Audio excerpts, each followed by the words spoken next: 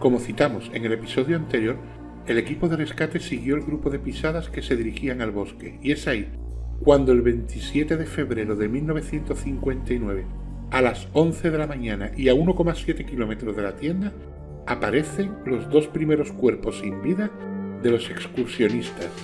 Estos pertenecen a Yuri Doroshenko y Yuri Krivonichenko. Lo que llamó la atención de los rescatistas para buscar en este lugar fue algo oscuro cerca de un cedro, que parecían los restos de un fuego u hoguera. Al inspeccionar con detenimiento, descubrieron que el fuego de dicha hoguera había quemado las ramas de los árboles hasta una altura de 5 metros. A unos 2 metros de los restos del fuego, descubren el cadáver de Doroshenko, enterrado en la nieve y con la mano quemada, y al lado a Krivonichenko, en el mismo estado. Este tenía el pie derecho descalzo y un calcetín rasgado en el izquierdo. La piel de sus manos y dedos estaba desgarrada, al igual que la de la espinilla de la pierna derecha. Al parecer, al inspeccionar los árboles cercanos, descubrieron con pavor que los chicos habían intentado trepar y subirse a las copas, dejándose literalmente la piel en ello, y cayendo de estos por no poder soportar las ramas el peso de sus cuerpos.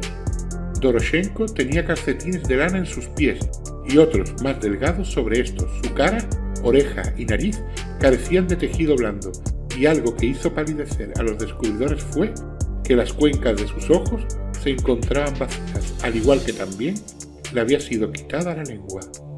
Ambos cuerpos estaban en ropa interior, algo tremendamente inquietante, ya que hablamos de que soportaron temperaturas inferiores a menos 30 grados centígrados.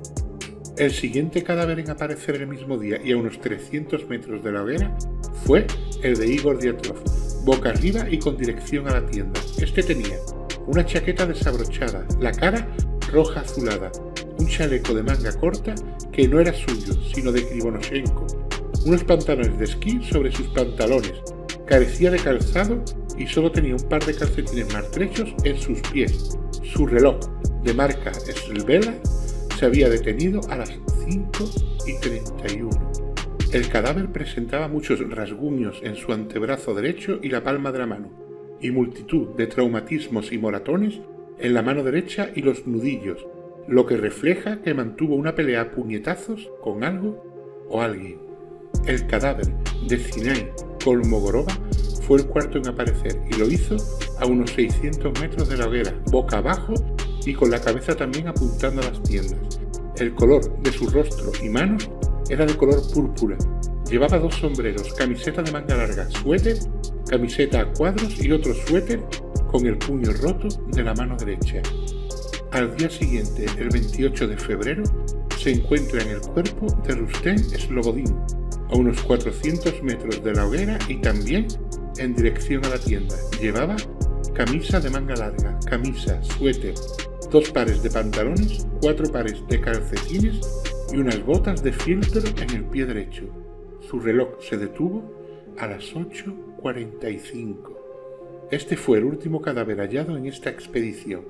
Aunque se insistió durante 2 meses, no se consiguió nada hasta que a principios del mes de mayo y con los primeros deshielos quedó al descubierto el resto de aquel macabro escenario. Un miembro de la tribu Mansi que paseaba a su perro por la zona encontró una serie de ramas cortadas a unos 50 metros de los restos de la hoguera, lo que lo condujo hacia un barranco de unos 4 metros de profundidad y dentro de él un refugio horadado por los mismos excursionistas para guarecerse de los vientos gélidos de aquella noche. El 5 de mayo de 1959 encontraron el resto de cadáveres de los excursionistas que se encontraban relativamente cerca de la hoguera, como a unos 70 o 75 metros, pero que por las fuertes nevadas habían quedado sepultados y ocultos a los ojos del equipo de rescate. El primer cuerpo en aparecer fue el de Lyudmila Dubinina. Estaba arrodillada con la cara y el pecho contra las rocas. Llevaba camiseta de manga corta, una de manga larga y 2 suéteres, uno de ellos de Krivonichenko. También tenía ropa interior, medias largas, 2 pares de pantalones, de los cuales el par externo fue destrozado por el fuego. Llevaba un pequeño sombrero y 2 pares de calcetines, Le faltaban los globos oculares, cosa que ya habíamos visto en algunos cadáveres anteriores, y también el labio superior y la lengua. Encontraron el cadáver del guía del grupo, Semión Solatariov.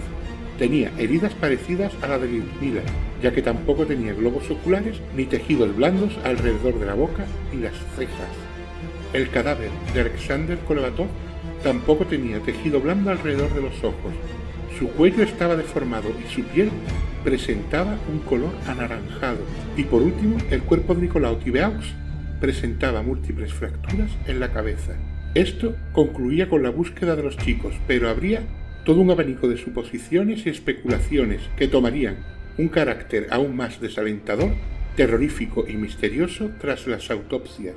Antes de terminar este capítulo, quiero hacer mención a un hecho que no debemos dejar pasar. Junto con los cadáveres de los 9 chicos aparecieron 2 más, al parecer de 2 soldados.